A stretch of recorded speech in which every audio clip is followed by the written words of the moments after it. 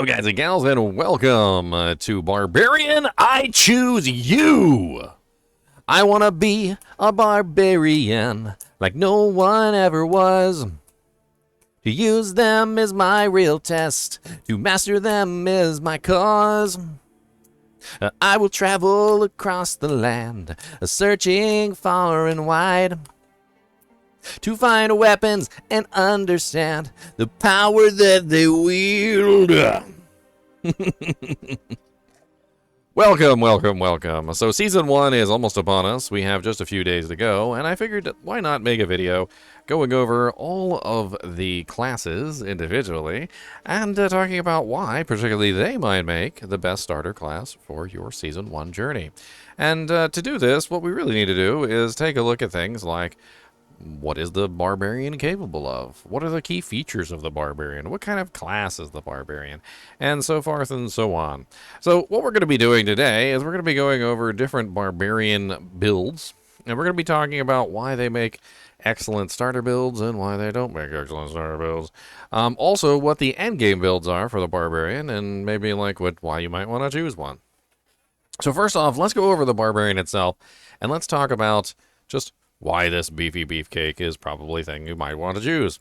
Well, maybe you like melee characters, and the barbarian is like the king of the melee characters. I mean, like, he's just got melee out the Wu-Tang, Waze, Wuzazanzo. Like, he's literally more melee than any melee character ever meleeed. There's very little range on this character at all, and for the range that is here, like, for instance, maybe like being able to throw your steel grasp out, like, it just kind of grabs it and brings it back to you, and, like, you know, it's not even really, like, ranged. I think Iron Maelstrom is probably the biggest ranged ability that the character even has, unless you count the shouts, which is a whole lot of screaming.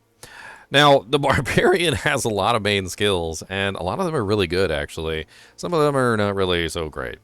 Rend, which is the primal focus of the Bleed Barbarian, is actually surprisingly amazing in terms of bleed damage, and you can set up some pretty amazing bleed builds, and as a early level builder, Rend is absolutely amazing.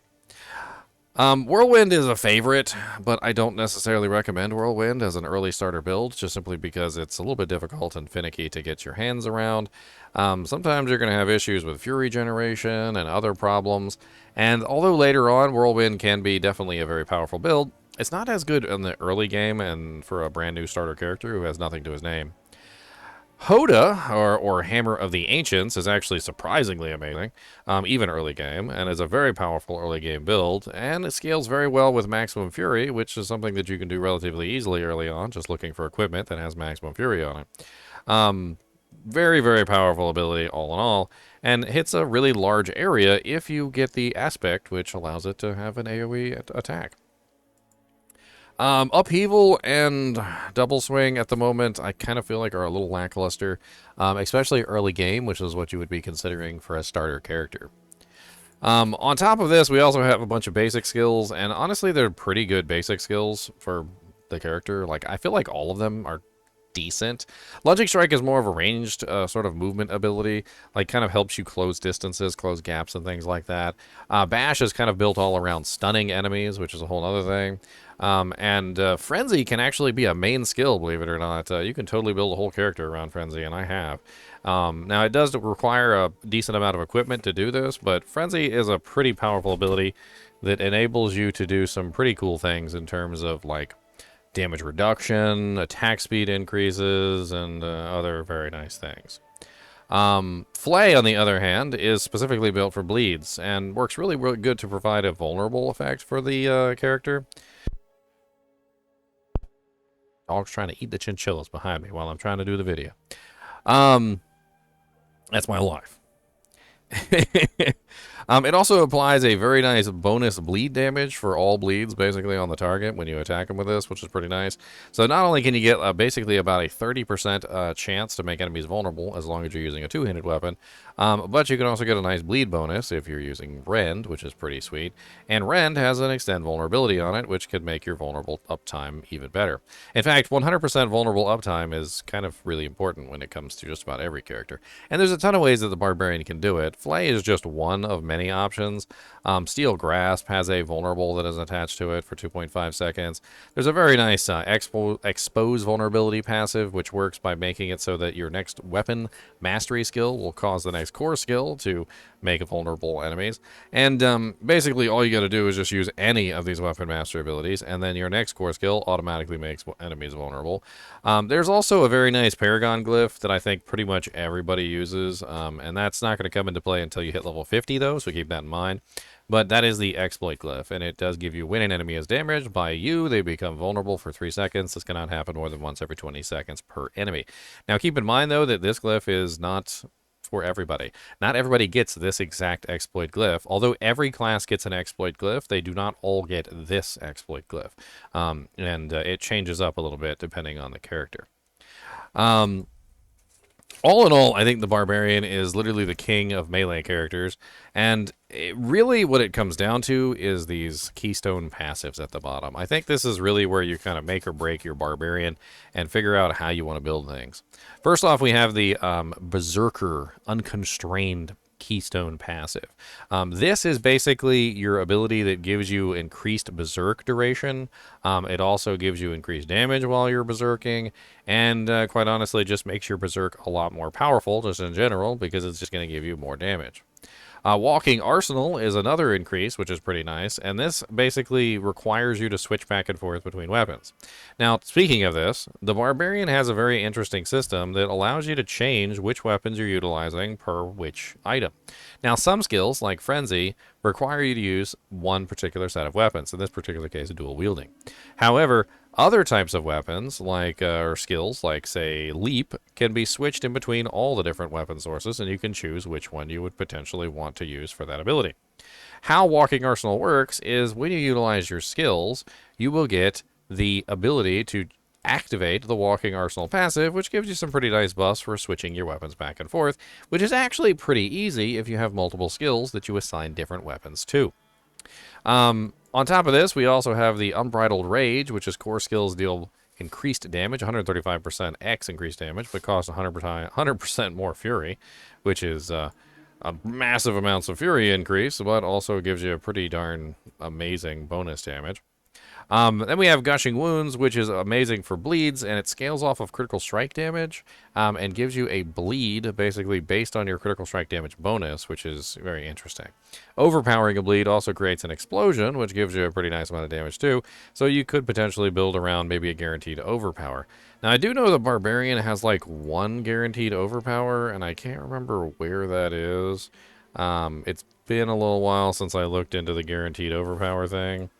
I want to say that it's on Upheaval? I can't even remember. I know that there's one ability that gives you like a guaranteed overpower on Barbarian, and I can't remember for the life of me which one that is. This one, yes, that's it right there. So Combat Bash. After critically striking 4 times with Bash, you're using a two-handed weapon. Your next core or weapon mastery skill will overpower, which is a guaranteed overpower utilizing Bash, which is pretty nice.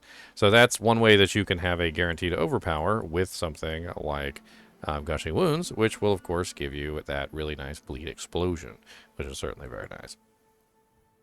All in all, the Barbarian has tons of options at his disposal. You can build a full Thorns Barbarian, which is absolutely amazing.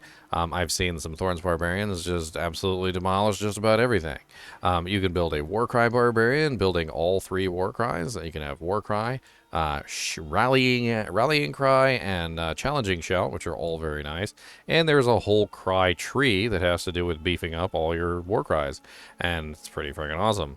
On top of this, Kick is absolutely amazing too. It has some pretty freaking ridiculous stuff that you can do with it. Like you can kick monsters into other monsters and then they explode, and you can like scale it based on your fury. And by the time you're done, you can dish out some absolutely insane damage just by kicking a monster into another monster or into a wall. Kick also provides vulnerable for 4 seconds whenever you use it. So it's absolutely amazing for that kind of stuff.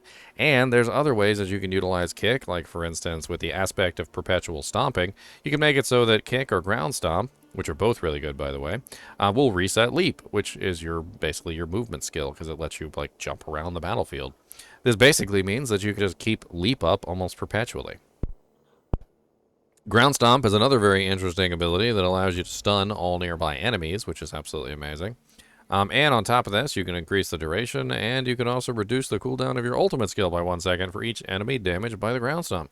Which means that if you're using one of the ultimate skills, which there's a bunch of them, Wrath of the Berserker, Iron Maelstrom, and Call of the Ancients, which are all pretty good on this character, you can use your Ground Stomp to essentially help reset the cooldown of those abilities, which is why I spam Iron Maelstrom pretty much all the time on this character.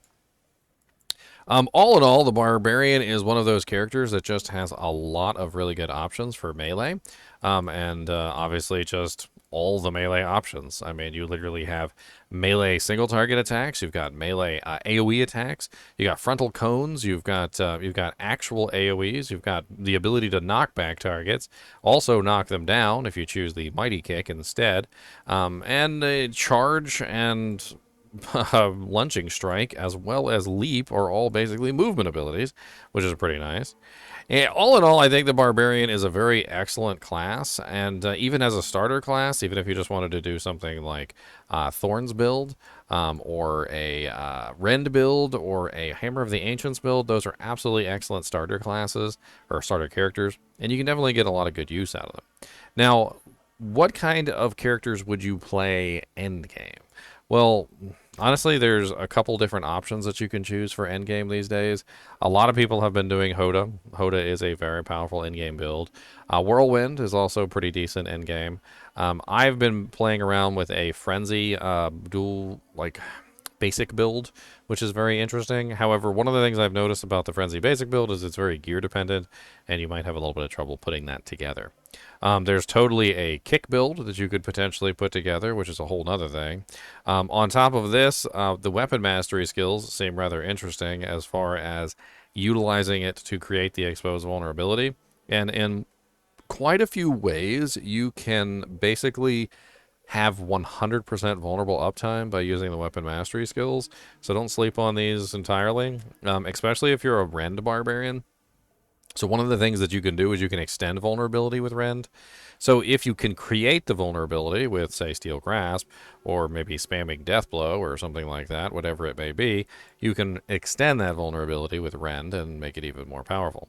My Barbarian is absolutely silly, and I wouldn't recommend this one for a starter character, but I'll be danged if he isn't super duper fun. He can basically just swing his swords to the high heavens, and he doesn't have any problem killing anything for the most part. Another interesting thing about the Barbarian is that the Barbarian really doesn't have a whole lot of trouble building Fortify, which is one of the ways that you can make your character very tanky. So if you would like to make a tanky character, Fortify is definitely a big component of this, and Barbarians definitely have it easy as far as Fortify creation. They have aspects like each point of Fury generated while at maximum grants 21 Fortify, and times 4, of course, because you can generate 4 Fury per Frenzy attack. Which generates a rather large amount of Fury. There's also abilities, or Fortify. There's also abilities like the Warbringer node, which is for every 75 Fury you spend, you gain 12% of your maximum life as Fortify. And then even on top of that, in the skill tree, there's various other things you can grab, like the ability to generate a little bit of Fortify as you get hit, and a couple other things. I can't remember where that one is. Thick Skin, yeah, here it is. Each time you take direct damage, you gain 0.4% base life as Fortify, which, of course, you can even grab additional damage reduction from Fortify, and you can grab additional damage while you're fortified, which is really nice. So, in general, the Barbarian is definitely one of the classes that can take advantage of Fortify very easily, and I definitely have been having fun with this because honestly, Fortify is one of those things that if you can work into your build, you definitely should. And if you can't, well then, I mean, you can't. Like, there's nobody's gonna like yell at you about it, but I mean, it definitely helps to have Fortify in your build. As you can see right now, I'm not fortified, but all it takes is for me to fill up my maximum Fury, which doesn't take very long. Once my maximum Fury is full, I start generating Fortify. Very fast, as you can clearly see. And once my maximum Fortify is reached, I am then fortified, And this character, like I said, can basically maintain this permanently while in combat. There's absolutely no issue with him maintaining Fortify, because once he is full on Fury, he is basically just generating Fury nonstop. And every time he generates Fury, he can maintain that fortification number. So he just continually attacks and attacks and attacks until he's fortified. And I've actually had a lot of fun with the aspect of the perpetual stomping on this character as well. There's a whole thing revolving around earthquakes, which are really cool. And I'd like to show these off for you a little bit, although it's not as easy to show them off when there's a bunch of monsters on the screen. So let me back away from this pack real quick. So whenever you ground stomp, there's an aspect that makes it so that whenever you ground stomp, it's called the earthquake ring or earthquake aspect. It puts an earthquake on the ground. And this one's blue. And there's also another one that whenever you do a leap, you get an earthquake. This one's red.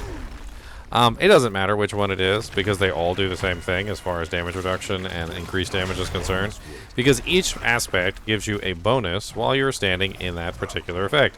So for instance, the aspect of Bull Kathos gives you a 15% damage reduction while you're standing in the earthquake, and the aspect of the earthquake gives you a 15% increased damage multiplier while you're standing in the earthquake. So basically, by creating these ridiculous earthquakes on the ground all the time, you can essentially maintain a very large damage increase while you're playing. In fact, you can actually utilize them very well to increase your damage for various reasons. Like, for instance, before I do a big attack, I could just simply pop down the earthquakes, make sure I've got one of them running at the very least, and everything that I do from that point will gain the effect of the bonuses. Overall, I've been very pleasantly surprised with the Barbarian. And when I say very pleasantly surprised with the Barbarian, let me explain what I mean. I went into the Barbarian thinking the Barbarian was going to be like basically garbage. I was never really super impressed with the Barbarian in Diablo 2. Don't get me wrong, I've made my fair share of Barbarians. I even did a solo self-found Players 8 Barbarian that I got all the way through to Hell difficulty. And while it was a challenge, like, I definitely felt at times like the character was a little lackluster and maybe just not balanced 100% correctly. But, you know, the thing is that I was pleasantly surprised with the Barbarian iteration in Diablo 4. Not only is the Barbarian iteration of Diablo 4 more fun to play than the one in Diablo 2, but I feel like the variety of different skills that the Barbarian has access to, combined with the fact that he really is the master of melee, with the access to a large variety of weapons between freaking two-handed maces, dual-wielded weapons, and even freaking swords and axes and pole arms and all sorts of other crazy stuff. I mean, it just makes for a very fun character to play and min-max and build. I mean, if you build them wrong, I mean, oh well, but there's plenty of guides out there if you want to follow those. And if you'd rather not follow guides, I've got tons of information that you can go over to just, you know, just learn mechanics and figure out how you want to build your character. The best thing for you to do, though, in a new season is to pick a starter build. And like I said, the starter builds are pretty much just Hoda and Rend. Everything else is a little more difficult to build as a starter character. You're going to have to gather equipment, you're going to have to gather aspects and other things which may or may not provide themselves to you quickly. And it's just not really all that amazing. Now, as far as endgame builds go, I don't think I covered that, so I would like to cover a couple endgame builds, and we'll talk about, like, which ones are the most popular. I think I covered them a little bit, but it's definitely something that you're going to want to consider going into your class, because you never know exactly which build you're going to want to make. But in general, the builds are upheaval. There is an upheaval endgame build. There is a berserk endgame barbarian build that involves Hoda. There is a whirlwind build. There is the Hammer of the Ancients build and the Rend build. And of course, there's like freaking tons of variations of these. Like, some people utilize the war cries, some people don't utilize the war cries. I actually don't have a single war cry on my build. I don't have Rallying Crowd, I don't have the Taunt, I don't got none of it. Some people are using Iron Maelstrom, some people are using no ultimate whatsoever, and it really comes down to how you want to play the character. But those are kind of like the main endgame builds right now that have really kind of like been able to push content, I guess would be the term. And of course, some of these are more single target or AoE based than others. Like, for instance, the Hammer of the Ancients is a very AoE based build. Upheaval is very AoE based. Whirlwind is AoE, but it's also kind of like up and in your face AoE, not so much like big giant swathing attacks. In fact, it seems like just about all of them have some sort of AoE component. It seems to be a, you know, a trend here. Even Rend is a frontal conal AoE and works pretty darn well. Anyway, as always, I do appreciate you guys and gals watching my videos, even when we're just making funny jokes about Pokemon and talking about starter characters. As always, thank you for watching, and keep watching.